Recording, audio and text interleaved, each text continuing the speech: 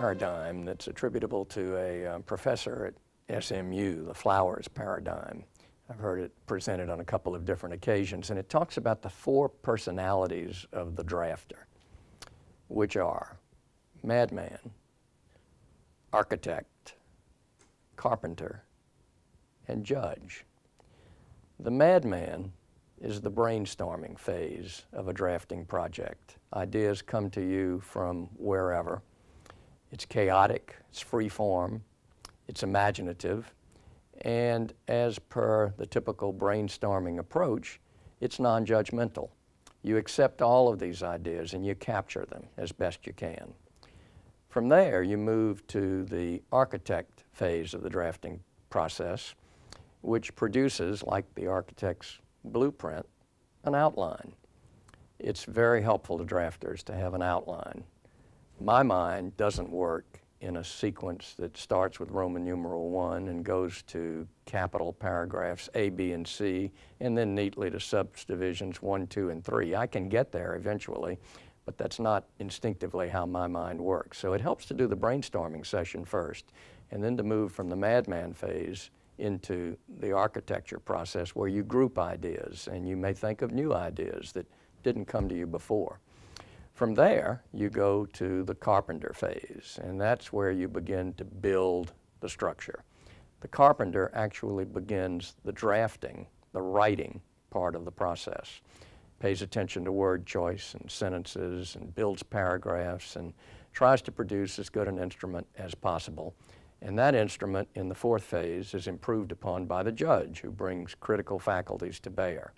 So each of these drafting projects moves in a not quite so discrete way as I've described it through those 4 stages: brainstorming, building an outline, committing words to paper in a draft, and then revise, revise, and revise with the critical faculties of the judge brought to bear.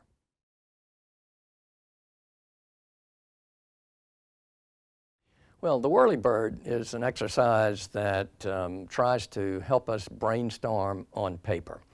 And it starts by drawing a little circle in the middle of your page. And if I were, for example, going to produce a whirlybird in connection with drafting an ethics code, I would write in ethics code at the center of the circle.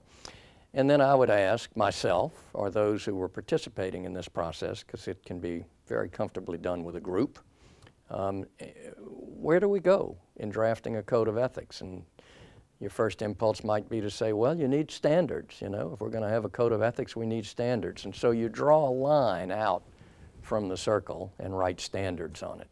And if I then challenged you to say, well, what standards do you think we ought to provide? You might say nepotism. It's not a great idea to hire your son or daughter to come to work for you. We might put conflicts of interest on there.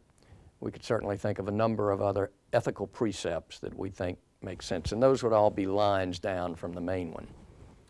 You then might logically think, well, if we're going to have standards, we need to have penalties for those people who violate them, and that's another line coming out from the center.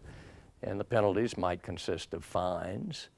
They might consist of changes in employment status. You could be demoted, you could be suspended, you could be terminated, and those are all subordinate lines. Clearly, we need a board of ethics to enforce this. That's another major line out from the center. We need an enforcement procedure whereby you get notice of your ethics violation or presented the opportunity to come in and be heard from. And we probably need a section of definitions. Drafters love to draft definitions, so let's put a line there. Well, at this point, we've got what are effectively, looking down on a helicopter, 5 rotors going out, 5 blades going out from that central rotation point. And that's why the whirlybird is called the whirlybird, because it's like looking down on a helicopter. Its function is to help you capture those brainstorming ideas as they come to you and do a rudimentary form of organizing with them. But the next step after the whirlybird is to take it into producing an outline. And that's where you convert this chaotic, free-form process into something that a drafter could actually employ in creating a draft.